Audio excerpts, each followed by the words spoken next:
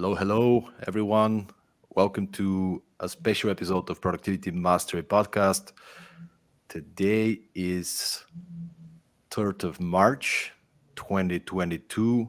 And initially, me and Karin, my lovely guest today, we had the intention to talk about success mindset, to talk about corporate wellness and all these kind of things. But you might be listening to the podcast later.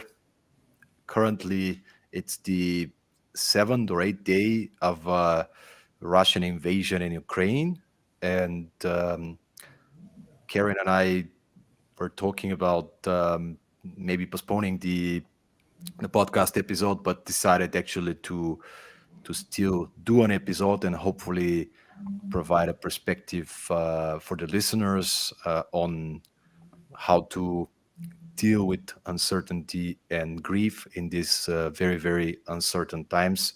And before we start with the episode, Karen, I know that you wanted to begin with something. So if you can lead us, that would be great. Sure, and thank you, Stoyan. It's really an honor, truly, to be here. And for everyone who's listening, thank you for taking this time. I want to just take a moment of silence, if we may. And this is something that I find myself doing every day, is to find just a moment of sacred silence. We don't get enough of this. And to really put our heart's attention on all the people in Ukraine, all their families, all the countries and the cities around Ukraine, and all the people that are being impacted right now on, in their homes, that are having to leave and leaving with their children and having to find some form of safety.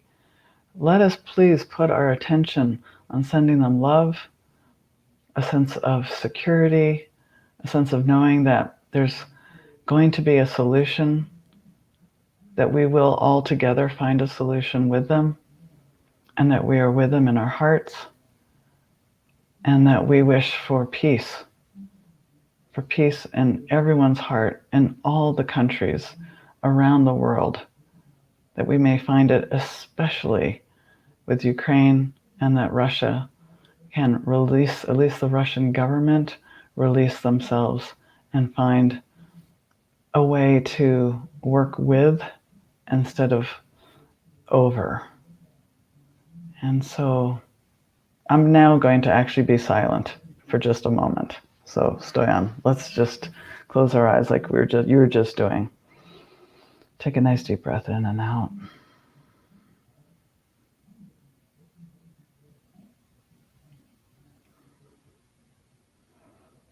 And send them love. Okay. Thank you, Stoyan. Thank you so much, Karen, and thanks for everyone who's joining us, either live or who's listening to the podcast. Those of you who are tuning in live, please feel free to post your question in the comments. And if there's anything that Dr. Karin Lubin can address and give a perspective on, we'd love to take some questions. Without any further ado, I would like to introduce a very favorite person of mine, I would say. In a way, I can say Karen has been a true angel guardian for me in a period in which I was starting my journey and shifting my career from being a video maker to doing what I do today as a consultant, speaker, and coach. And she's been my coach. She's been coaching me. She's been leading me. She's been guiding me, and I'm really grateful that she's the person that we're having in a day like this. And welcome to the podcast, Karen. Thank you for being with us today. Thank you. And I want to just say something about the leadership and the work that you're doing, especially during these days where there's so much uncertainty. There's a lot of grief. There's a lot of fear. there's a lot of unknowns. Uh, Oscar Wilde is someone that you might have heard of, and he says, "Where there is sorrow, there is holy ground." And I want to just shift that there is a lot of sorrow right now. We've been going through 2 years of a pandemic where there have been so many people that many of us have lost. Um, but there's this opportunity for sanctity or sacredness, and I don't know. For me, I can't. Grief becomes like this threshold. And Francis Weller is someone that all of you should learn about. He is a psychotherapist. He's in California. He's written a book called The Wild Edge of Sorrow. And he says something that I believe is really potent right now, that grief is a threshold emotion, meaning that when you step over the threshold of a door and you walk through that door, you're actually stepping into the deep pool of grief and the vastness of joy.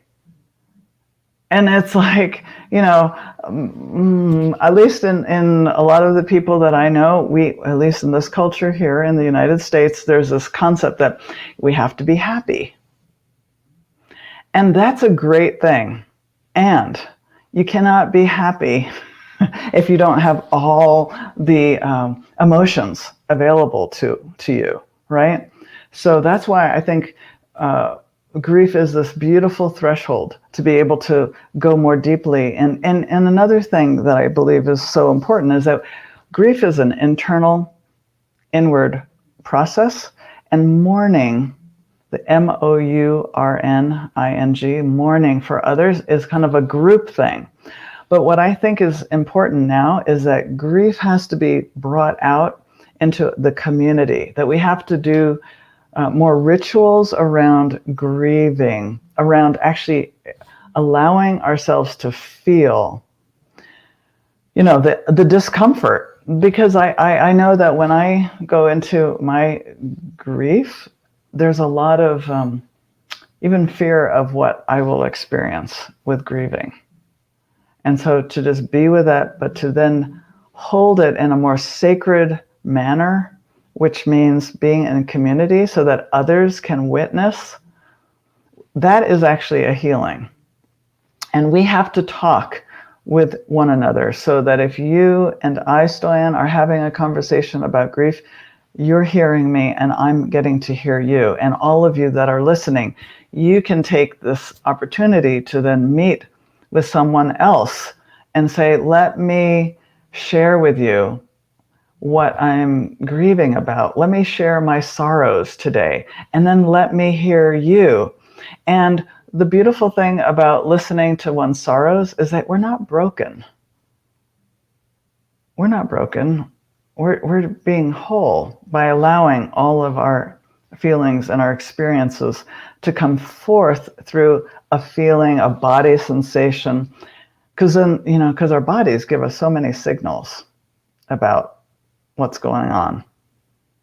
So when we stop it, there's a clue here to maybe we need to pay attention differently. So I could just go on, Stoyan. So please ask And away anything. I would love you to go on, but I also think it'll be interesting for the people who are tuning in to hear more about your story and your background. So if you can very shortly introduce Sure. yourself, your background, what are you focused on, and your relationship also with grief. Absolutely. So I was an educator and I was a teacher, and then I was an administrator, a public school administrator for 20 some years. And then I really burned out with a capital B. Okay. I was just a walking zombie. So I ended up taking a year, which was an incredible gift that I was able to do, and do all these things that were on my bucket list. And one of the things that I wanted to do was become a life coach. And I had just gotten my doctorate. My husband and I had just gotten our doctorates together. And we took the best part of our doctoral training and put it into Quantum Leap Coaching and Consulting, our own coaching company. I found a book called The Passion Test, written by Chris and Janet Atwood, and that was kind of a life changer for me, because when I read that book, I was then invited to go to a workshop that Janet Bray Atwood was actually teaching about passions. And just so everyone knows, The Passion Test is this book, but it's also this incredible tool kit of, and it's actually considered the number one tool used worldwide, right? But to discover one's passions and priorities. And it's actually practiced by over 5,000 facilitators around the world. So it's a simple, powerful tool to help people discover their passions and what matters to you. So I actually was like, that's it. As a coach, I want to go right to the heart of things. So that's why I took the workshop.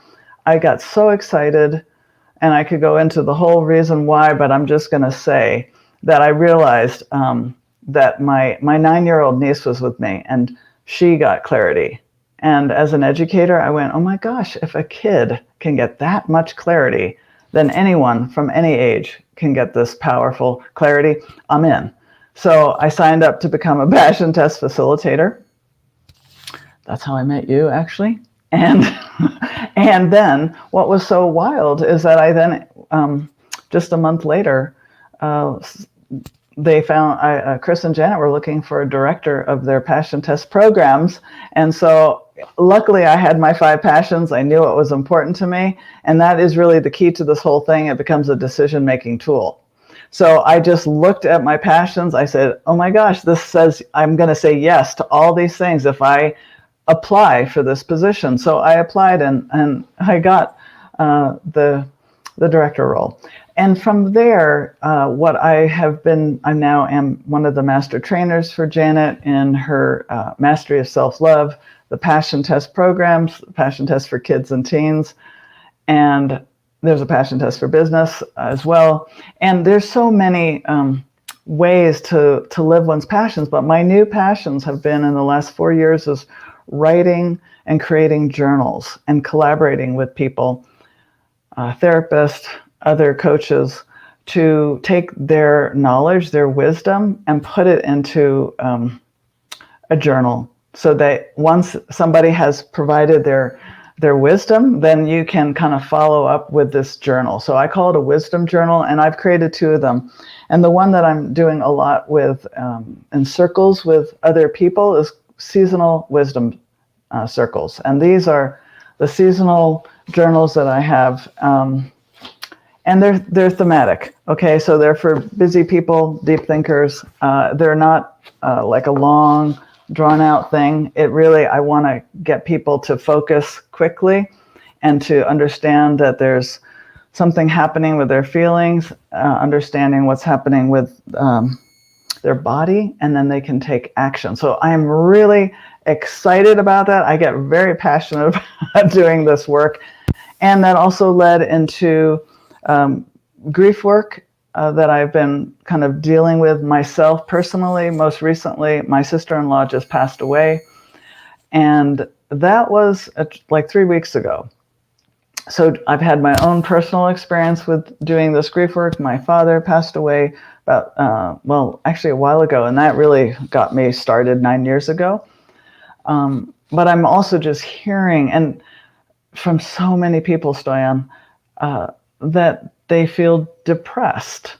And depression is often not allowing oneself to feel or attending to one's grief. We just haven't attended to our grief, and therefore we get depressed. We flatline, we just like numb out, right? So I'm really very engaged with that piece. And then I'm also just recently trained as a death midwife, which is an interesting term, but it's all about helping people get more comfortable with the act of dying, and that's a big transition. And I work with people throughout their life and all the transitions. So this is like the final one, at least that I know of in this body, right? So there you go. I only have 373 questions, Karen.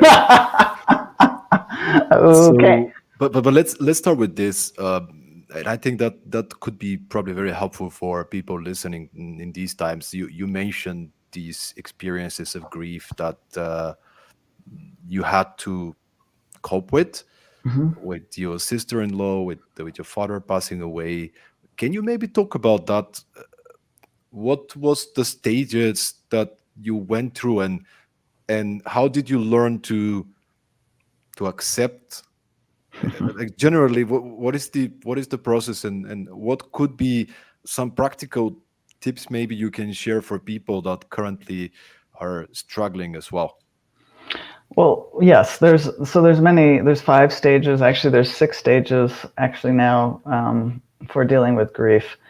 There's denial, there's anger, there's depression, there's anger, there is bargaining. You know, you bargain, you try to like see if you can bargain with somebody or something to see if you can change it, which we can't.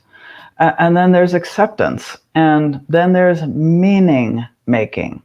And David Kessler is someone that I refer to a lot. He is a pediatrician, and he has dealt with a lot of grief and is kind of well known as a grief specialist. He recently just had his own son, who's 21 years old, take his life, and how he has dealt with that. And it's powerful because out of that expression of grief came this book called Meaning. And I would highly recommend that. But the idea is that, you know, when you're left with someone who has passed on, how can you then go through the different stages? And there's no one stage leads into the other. They're all over the place. I mean, you can go back and forth with all these different stages of grief, you know, sadness, you know, the anger, the acceptance, back to depression, to, you know, denial. So it can go all over. But what is most important is that once you're out and able to go into acceptance of grief, you can then also, you can find meaning making in your life. Like, what is meaningful to me? And for me, what I'm experiencing is that I want to reach out to people and touch their heart and say, so what is your sorrow? What's the part of you that you haven't shared? You know, and I found that resilience is like, I find 4 cornerstones to resilience. And to really move through grief, you have to have a solid foundation. So for me, these 4 elements or cornerstones, I call them, for resilience, because again, when we're going through grief, which we will go through, we've all gone through grief in different ways, and from when we were a young person all the way to the age we are now. And there's authenticity. That's one cornerstone of resilience. So being real, being authentic, not holding back and saying, oh, everything's fine when it's not. So being authentic is a massive, very important part of building resilience so that you can handle whatever comes at us, right? Awareness or self-reflection is another cornerstone. And I find awareness really important. That's why I journal. That's why some people meditate. I meditate as well. Maybe it's something you do as you walk out in nature. Whatever the self-reflection piece is for you, do that. That's so key. To paying attention to what's going on for you, rather than, again, numbing out. And then the other cornerstones is compassion. So compassion for yourself first, and then compassion. Obviously, when you have compassion for yourself, Stoyan, then you have compassion for another, right? And then relationships. This is one that some people get and some people might not, but it's relationship with your spiritual guidance. So whatever that is. You know, some people believe in a higher entity, some people believe in nature, in divine intelligence, some people just believe in the 5 senses. So whatever connects you to something larger than yourself. So I often say nature, the outdoors. It's bigger than me, that's for sure. And that's where I get a lot of my awe, my hope, my sense of gratitude, and my recognition that I am part of something bigger. That gives me some solace. So that those are really the cornerstones for me, and I, how each of us do this, Stoyan, is going to be based on you, for example. How do you do your authenticity? How do you share your awareness? Do you have a self-reflection tool that you use? So journaling is definitely. I would love to hear more about some tools and ideas you can share afterwards. But journaling has definitely been something that works for me. And Mm-hmm. I just want to mention here a friend of mine, Mark Harrison, who's based in Toronto. And Mm-hmm. I interviewed him on the podcast, and he shared with me this, which I think is very simple but very important. When I'm talking from my experience, not an expert in this area, but is he learned this when he was young. So when he's going through difficult times and through struggles and fear and loss, he will writes on a piece of paper DFS, which for him is deal from strength. Mm. So the Mm-hmm. main point is, as you said, you gotta be authentic. Yep. I don't want to write in my journal or tell people, it's okay, that's fine. It's not okay. Right. But I want to try to tap into this version of myself that's able to cope with it better. So I'll still be authentic, I'll still be real, I'll still, talk to people and share how I feel, but also try and find this stronger side of me. So I do not allow myself to remain for so long in a victim zone, if I may. And there's people that are clinically in certain situations, so that might not be relevant for them. But for me, it's Mm-hmm. important to not be in a low mental state, as much as I can kind of see things from a little bit of a higher frequency, and from there, talking to people that I love and people that I connect Mm-hmm. with, people Right. close to me. This is very, very important, having the support. Um, so these are some of the things. Obviously, taking good care of your physical health. That's a Um, big one for me. Oh my God. Yes, absolutely. And I just want to say something about what you just said is that sometimes we can't get to that strong point right away. We just need to start wherever we are at. And I think when you journal, like you just said, which is very powerful in what I do as well, I ask myself what I'm feeling. And I can feel like ecstatic, and I can also feel sad. There's so many layers of feelings that I can actually, if I keep asking myself, what do I feel? Okay, so the first thing is I feel happy. What else do I feel? Oh, I feel in awe. I feel like curious. Uh, what else? I actually feel a lot of sadness. Wow. Okay. What else? And I ask myself until there's no more feelings that I can find. And then I kind of lay it out. So it's like you're peeling off these layers, right? And then once you've peeled off these layers, then there's this like, I don't know, it's like you take all that stress or tension that's been on your shoulders or going through your mind, that obsessive mind that just goes round and round. You like finally dump it onto a piece of paper, which is extremely healing. I mean, there's so many studies that show that this is a healing modality to actually write down those thoughts. Then at some point, there's going to be, I think, a natural movement of moving into the strength.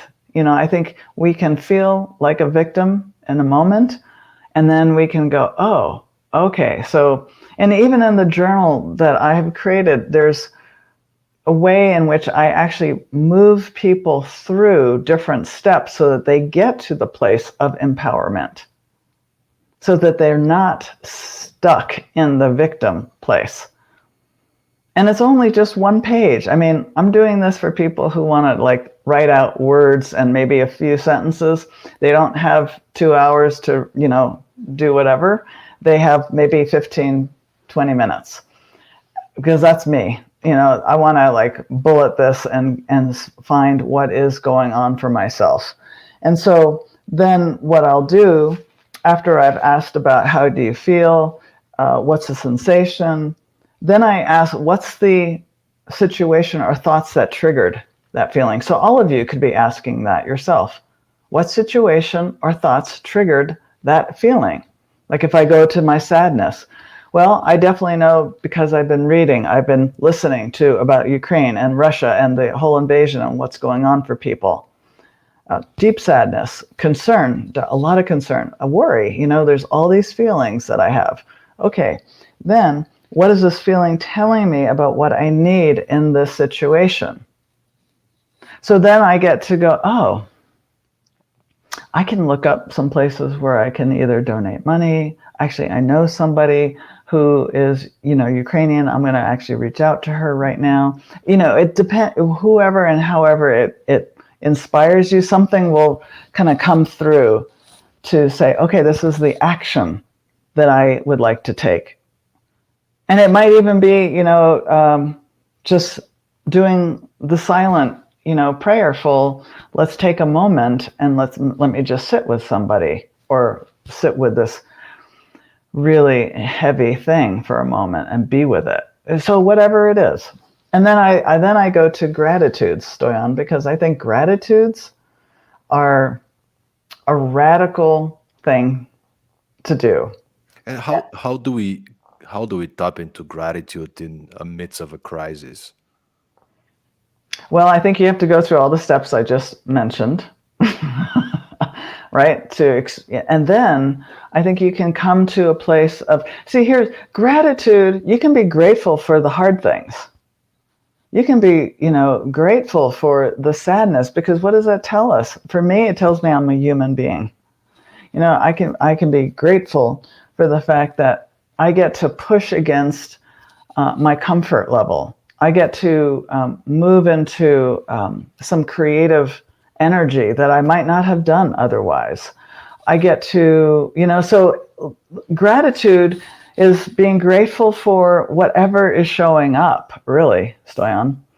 So, and I'm not saying that the, Ukraine and the Russia and the whole situation that's there is a good thing. I'm not at all saying that. Please understand.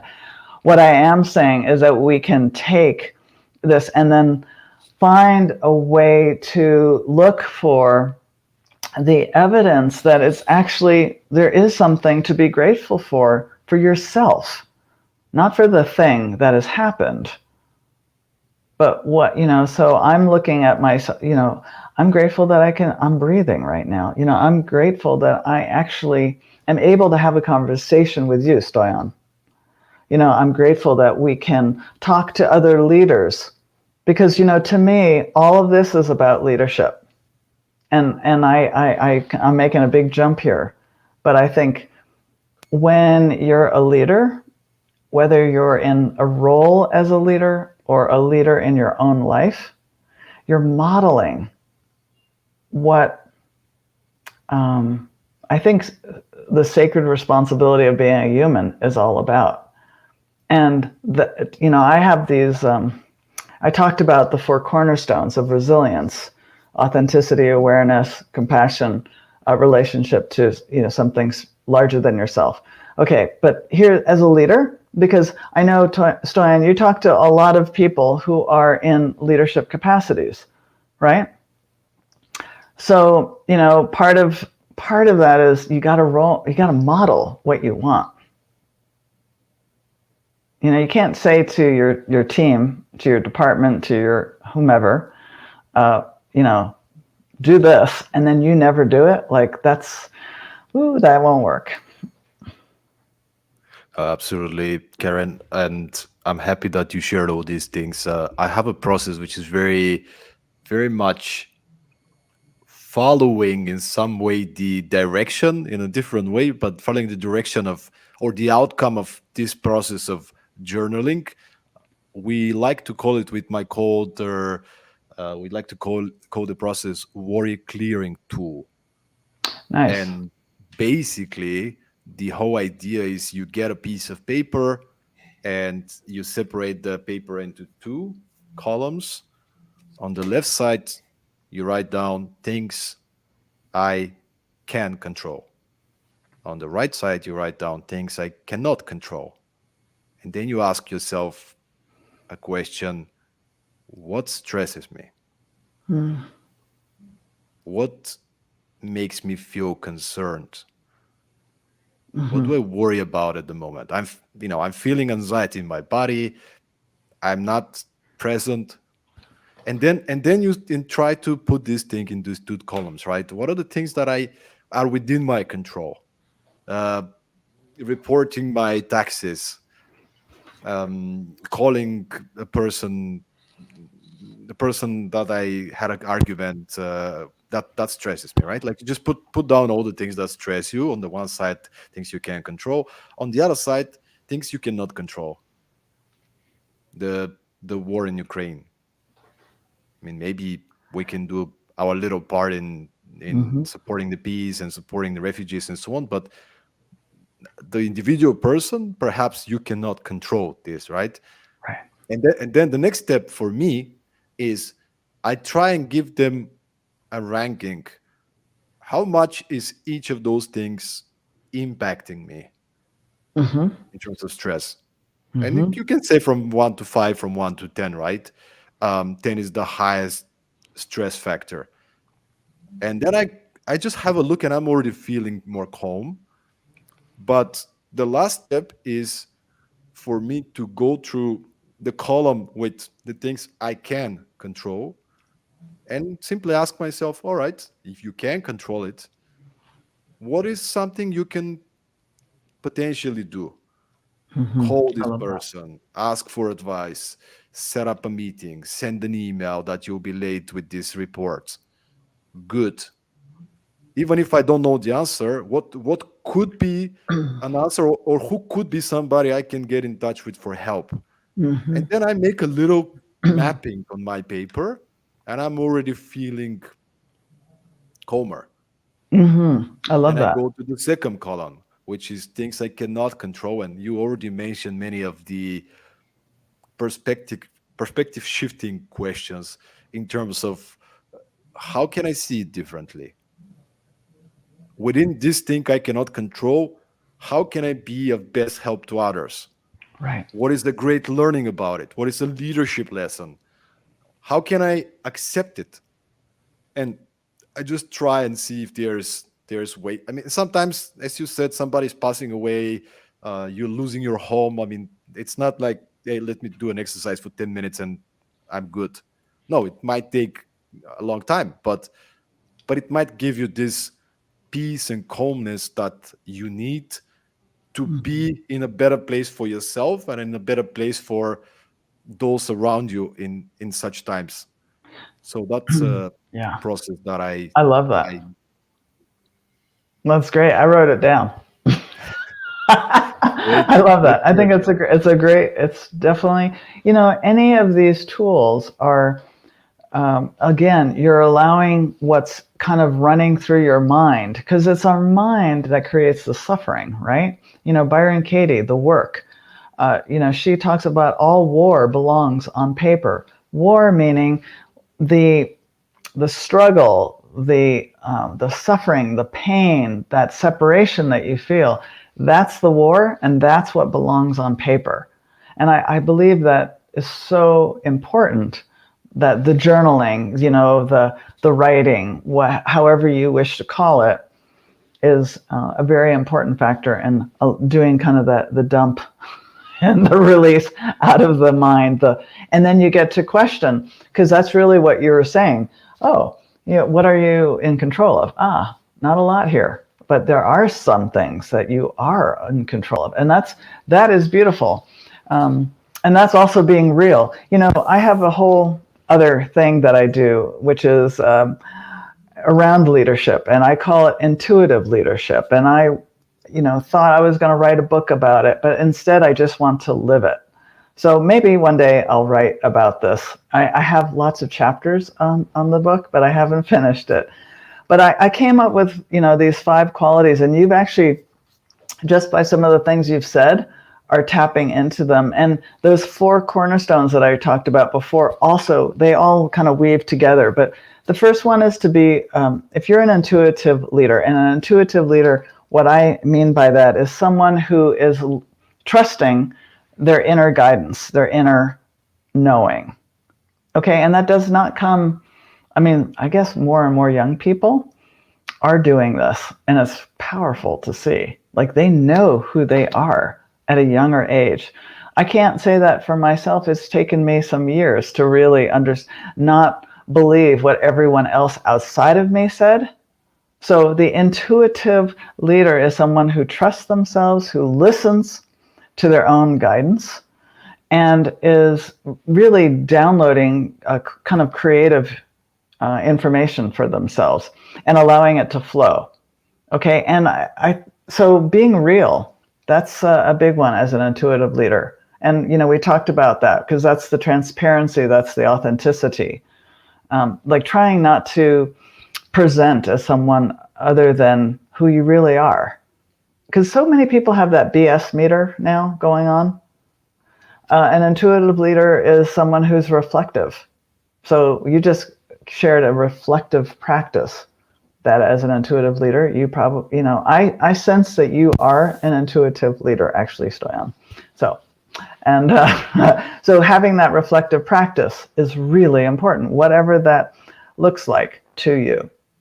Being respectful, that's a no-brainer, but that is so key. If we don't develop some form of trust and relationship and respect, it's hard to go anywhere with a group, bottom line, right?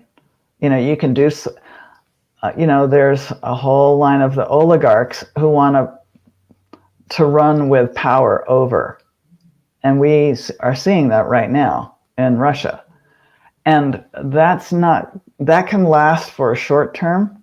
It will not last for a long term. No, So, people awake. I mean, we can see, and this is what gives a lot of hope for the mid and the long term, is that we do not live in Middle Ages anymore.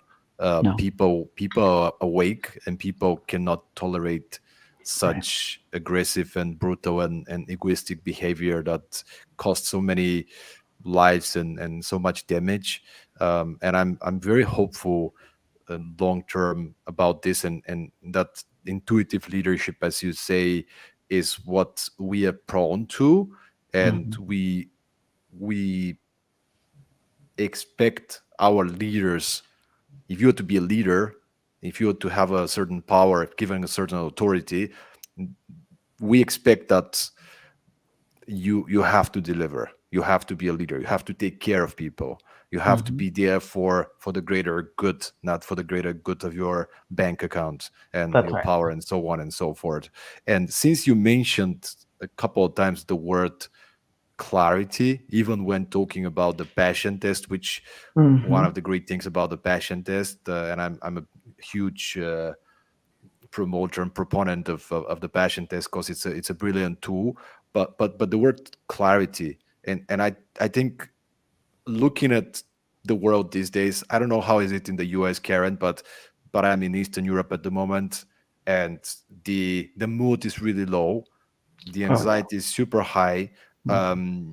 I talk to many people because of my work as a coach. I'm doing workshops, and I can just feel the energy, the anxiety. People are seeking clarity, and there's so much uncertainty, right? Like, what's going to Mm-hmm. happen in this situation? What is the goal of this madman in Russia? Mm-hmm. Like, Right. what does he want? Like, Hmm. where is this leading? How is that going to affect? Like, there's this massive sanctions on Russia, but of course, uh, people are afraid for many different things, like refugees are coming. How do we take care of these people that are coming to our countries in the best I called myself the other day. um, I have many friends in Ukraine. I also have friends in Russia, Yeah. and I I was like feeling for a few hours, for a good few hours, feeling hopeless. Like, how do I help my people? Yeah. Yeah, I can send them a message, but so what? What can I do? And I started looking into how can I donate, and how can I take care of refugees? Should I post? Like, I was confused. I was completely confused. How do I Mhm. use my energy, my time to be there for the people that I care about? And even if I don't know them really, this is the right thing to do, because it's very clear in this situation, for me at least, what who's the aggressor and who's the victim. Yes. So the thing is, how do we do that, right? And it's about, maybe if you can tap into that a little bit, Hmm. for and everybody is a leader, right? You don't have to be necessarily the CEO of a company. Correct.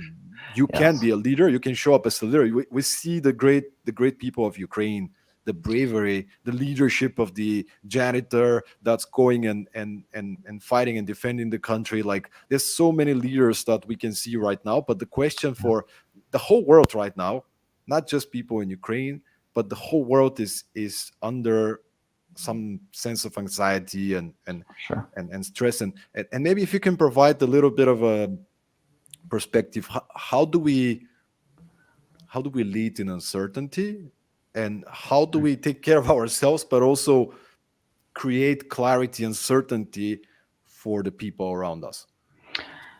Well, such a good question. And, I want to, first of all, part of being an intuitive leader is being responsive and really listening. So I might not have an answer, but I do want to first acknowledge that there is this expression of hopelessness. There is this feeling of unclarity. One of the things that we say in the passion test is when you are clear, what you want will show up in your life, and only to the extent that you're clear. So here's something that I know I want. I want peace in this world. That is my clarity for this moment, is peace. Let us find peace, because it starts here in my heart. And when I'm all agitated, there is not going to be peace outside either. And the whole thing of when we are pointing at somebody and saying they're the problem, there's also something that is being reflected back to us. And I'm not saying that we are like what's happening with Putin. And yet there are aspects of us, and we in the United States, who just dealt with 4 years of Trump, have also had this similar experience of someone who believes they're king. And so there's something of, what is it that you want? Do you want a democracy? Yes, that's what Ukraine is saying. Democracy, peace. That democracy is so important. They're going to fight for it. They're going to stand up. And I think, you have to look at what has meaning for you right now. Maybe what has meaning for you right now is that you take better care of yourself, meaning you don't do as many things. That's what I keep saying to my husband. I'm like, I've got to do less. I cannot do as much right now because I am weighed down.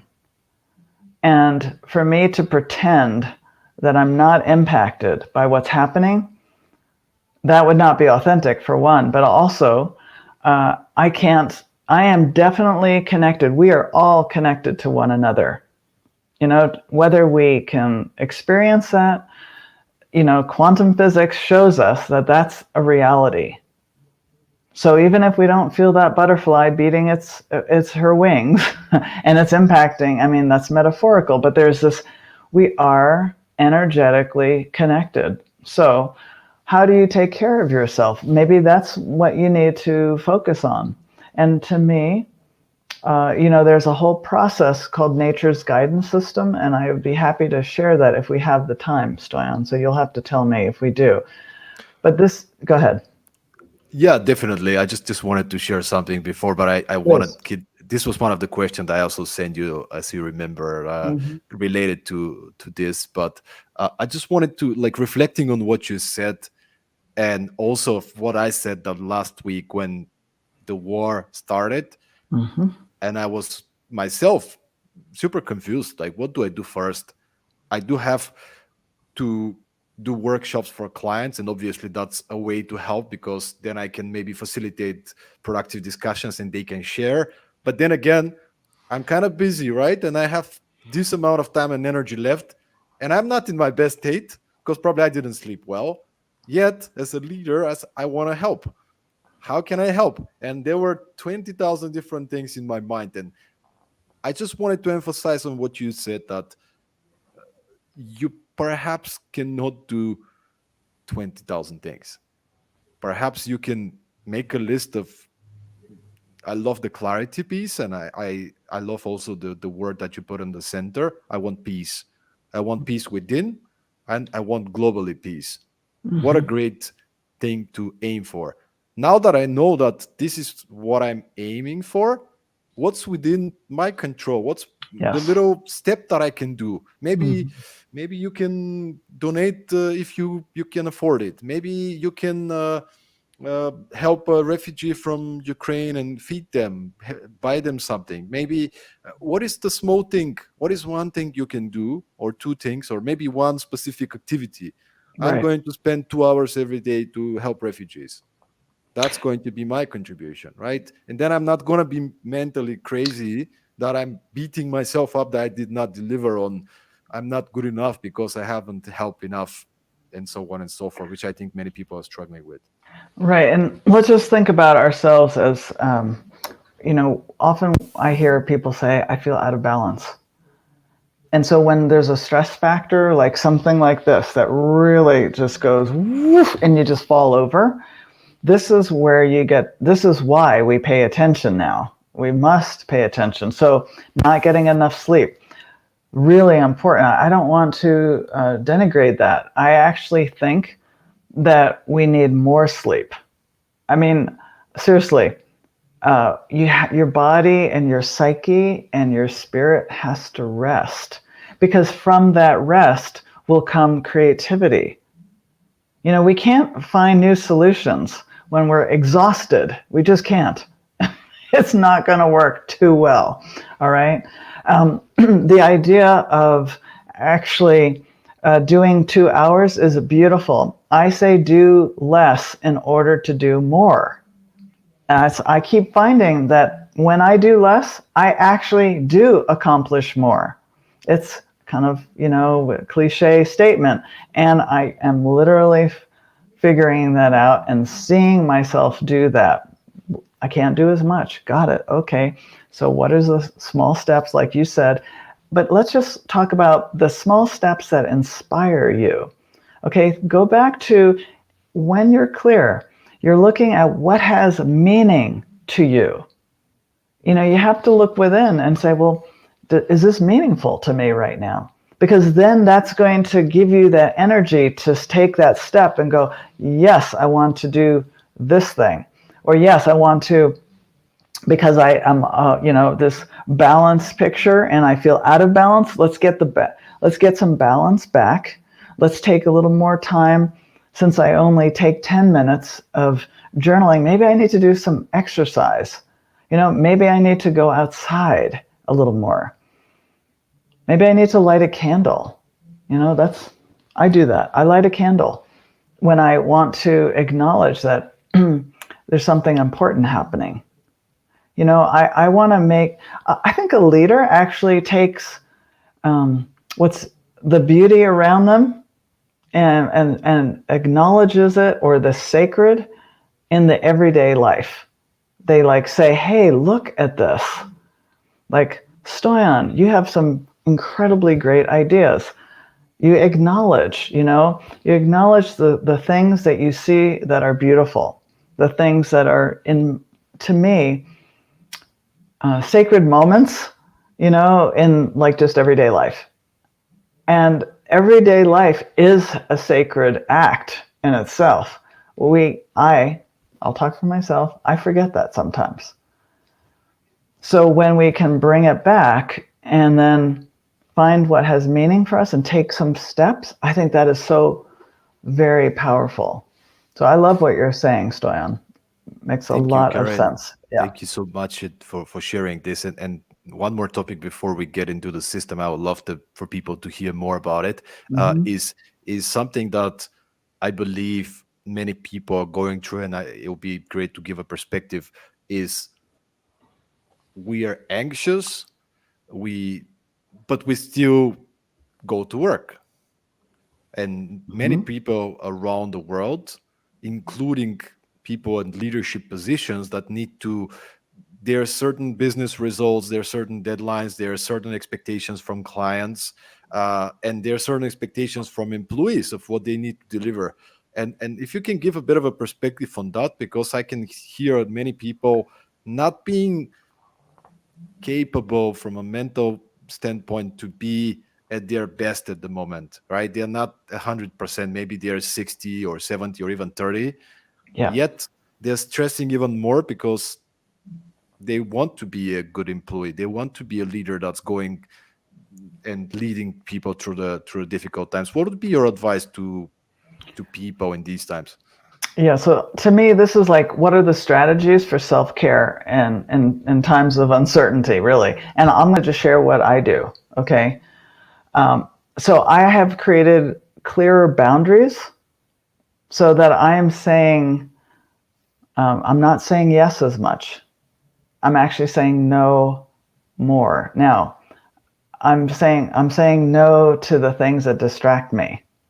Okay, so I'm saying no, I don't need to look at social media. No, I don't need to do 5,000 things and help all my friends. I could, but that will drive me crazy and I won't, there's nothing left for me. So I get to say no more. That's called healthy boundaries. And, I need to go to sleep earlier. Create a healthy boundary. Like, I could have stayed up really late last night and watched the whole movie. And I said to my husband, nope, I gotta go rest. I am really tired. I feel a need to go within and rest. And I was out. Another thing that I would suggest is do the things you love. So even if, for example, I love being outdoors, so I took a walk before I got onto this call.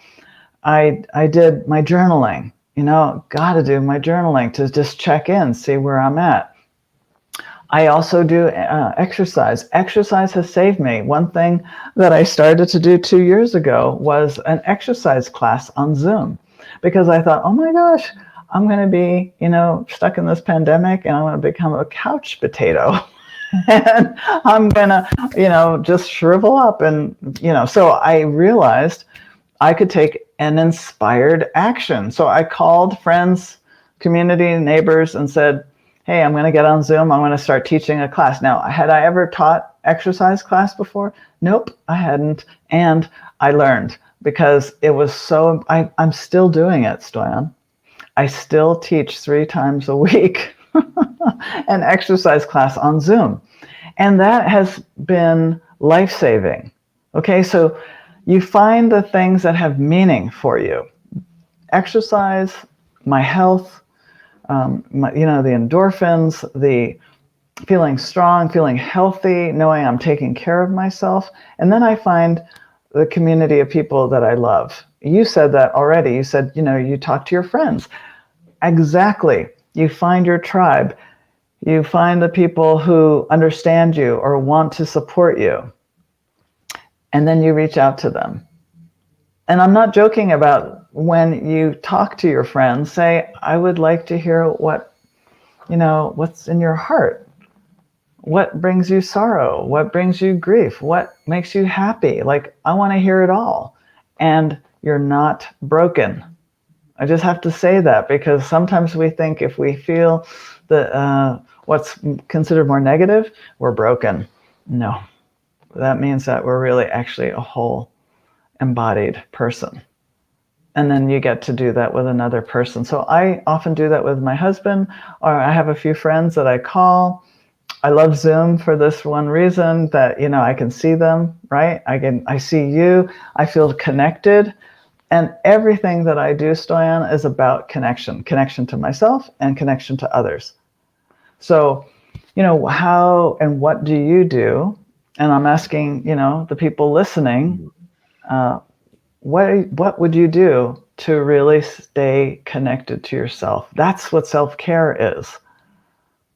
And let And me just emphasize, yeah, let me just please. emphasize on the points that you mentioned, because guys, I hope you listen to this part. I so much resonate with what Karen just said. Let me share with you Friday. So the news about the war was, I think, last Thursday. Next, the day after, Friday, Hmm. I caught myself reading news. The whole social media was full, right? Everybody was posting about this. And at some point, I was so stressed, so anxious, in such a bad place. So I really, in the past few days, I've been, and here I want to mention a person very randomly, a friend of mine, Lizzie from Latitude, the Estonian conference. I just checked her story on Instagram and I saw this beautiful message. And actually, I cannot give credit to the person because I forgot she reshared the story. But the core of the message was limit the time that you're watching news. Of course, get informed, but seriously, now is the time to take good care of yourself. Self care. Don't go to social media. Maybe just go for 5 minutes in the morning, 5 minutes in the evening, and so on. Um, Go for walks. Like you said, some really, really good things, right? What is something maybe you don't feel like it, but hey, why don't you watch a comedy on Netflix? Completely opposite, right? Why don't you Exactly. go and meet some friends? Why don't you go and do something that you love to do? Of course, we're not talking about people in Ukraine and so on. We're talking about uh, we're not even going there. I Right. don't think we at least I don't feel comfortable sharing any Hmm. advice on that situation. No. But for everybody else, right? And Karen, this real story. I'm getting on a call with a team, and we haven't had a chance to speak, all of us. So we start sharing. How you feeling? What do you feel about it? Where are you? Like, we don't talk about business. We talk about the how people are. What can we do to support each other? And we talk about the war, obviously, and this guy and that and that. I'm not kidding. My watch is sending me a notification, and it says your stress levels are so high, you need to calm down. Wow. I haven't done anything than sitting on a chair and talking about the war. Hmm. I'm like, wow. I look at the tracker, on the app, and this was the highest stress I had during the whole day. And I was leading workshops, I was having calls with clients, I've been running crazy. And it's like, wow, can you imagine how much stress we put additionally on ourselves? So I really want to emphasize to everybody listening right now, what Karen said is gold in these situations. Just try to set boundaries on information consumption. And getting back to what Lizzie said, just to finish it, Yes. she was Yes. like, so basically, focus on focus on yourself. Try to limit this social media and news and all these kind of things.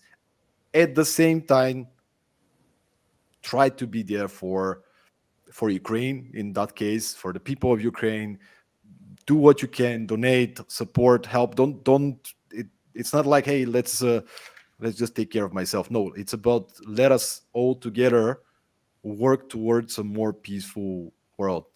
But but firstly, it comes with the peace within. Absolutely. And I think the part about self care is going to look different for every person. Like when I wake up, one of the first things that I do is I go outside and I give my gratitude to, the sun came back up, the moon has shifted, the stars had come and are now gone that I can't see, but they're still there. And I do, I do gratitudes. And I have to say, gratitudes, I really want to end with the sense that gratitudes are so important because, there is this place that we will go to, and then we can also expand ourselves in just even saying, I'm grateful that I'm breathing. It doesn't have to be like some big thing. I'm grateful that I'm standing or sitting or having, some clean water right now to drink. So whatever it is, there again, I do believe that gratitude brings in a sacredness into life, and that to me is the juice, the water of all life. That when we can acknowledge that there's beauty, and that there's also not beauty. I'm not saying that there's only one. Remember that it's the whole thing, but also to be able to come back and go, oh yeah, here I am. I'm right here. Being present. Whatever brings you to the present, that's what you might want to do. Besides taking good care of sleep, get a lot of, And eat for me something. to increase my percentages of being even more present, could you maybe with in the shortest version possible share with us about the nature guidance system Sure. so we can kind of wrap it up Yeah. Perfect. in a Yeah. Yes. So nature's guidance system came from Chris and Janet Atwood. This is really an idea that in nature, everything is expanding and contracting. Our bodies also go through expansion and contraction. We breathe. Our lungs breathe. We contract our lungs and we expand our lungs. The ocean has tides, goes in and out, right? The seasons are all cyclical, and everything is from winter, all contracted, to spring, where it starts to expand. So there's 7 steps to this concept of nature's guidance system. And it's when you are feeling contracted, it's about giving yourself permission to feel, so that once you acknowledge, then literally emotions, this energy in motion, and you shift. There's a shift, a natural shifting from contraction to expansion. And this kind of movement is happening all the time, right? From contraction to expansion. So if you're feeling contracted, this is a tool that you can use to, at some point, feel more expanded again. So the first step is to notice. Notice that you feel contracted. Like, oh, I'm really frustrated with something. The Ukraine situation, it's driving me crazy. It's whatever. Okay, so you notice.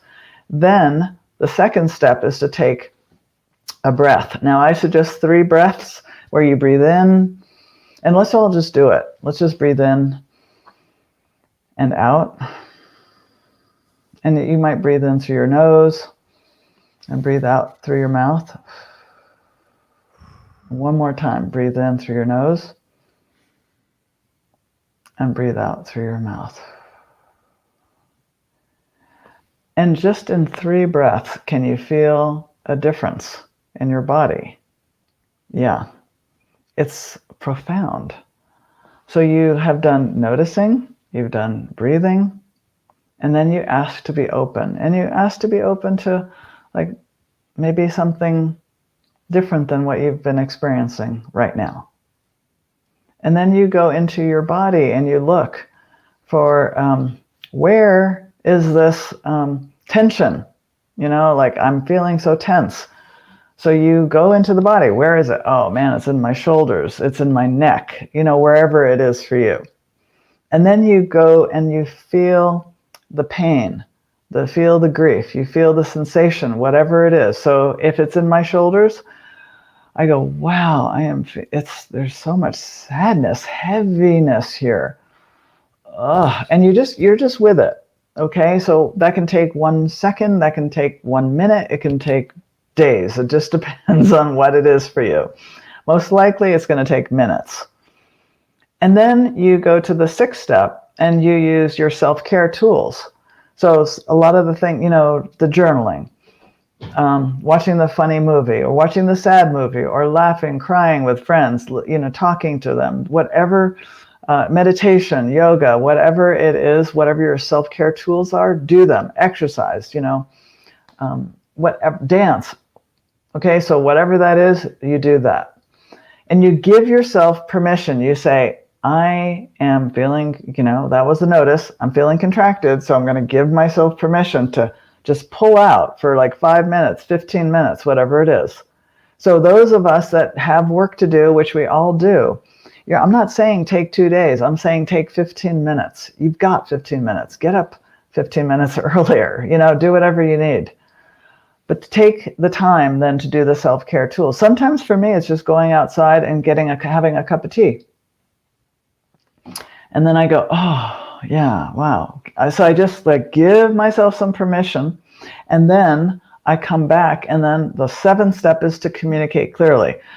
Okay, so the communicating clearly could be just with myself, or it could be like with another person saying, oh, okay, I see what was going on I'm sorry I barked at you, I got mad. I apologize. I now see what was happening for me, and please forgive me, or whatever the situation is, right? Or it could be, I really needed, I was feeling off, Stoyan, and now I took my moment, and now I'm back, and now I can be present and do the work that I said I was going to do with you. Okay, so that's the communicating clearly. 7 Steps, Nature's Guidance System, powerful tool. It comes from a little ebook called Sad to Glad.